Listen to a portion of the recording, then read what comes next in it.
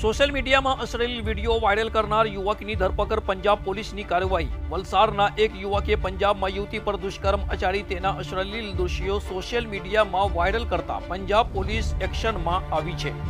તો વલસાડના મોગરાવાડી વિસ્તારના તેજવંતસિંહ નામના યુવકે તેના સાગરીત સાથે મળીને આ શરમજનક કૃત્ય આચર્યું હતું।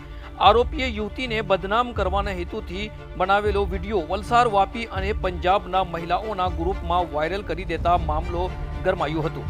આ ઘટનાથી પીડિત યુવતીના પરિવારે પંજાબના જીરા પોલીસ સ્ટેશનમાં ફરિયાદ નોંધાવી હતી। પંજાબ પોલીસે ટેકનિકલ તપાસના આધારે એક આરોપીને પંજાબમાંથી ઝડપી પાડ્યો હતો, જેની પૂછપરછમાં વલસાડના તેજવંતસિંહની સંડોવણી બહાર આવી હતી। આથી પંજાબ પોલીસની ટીમ શુક્રવારે વલસાડ દોડી આવી હતી અને આરોપીના નિવાસ સ્થાને દરોડો પાડી તેની અટકાયત કરી હતી। પોલીસે આરોપીને વલસાડ કોર્ટમાં રજૂ કરી રિમાન્ડ મેળવ્યા હતા અને વધુ તપાસ માટે તેને પંજાબ લઈ જવામાં આવ્યો છે।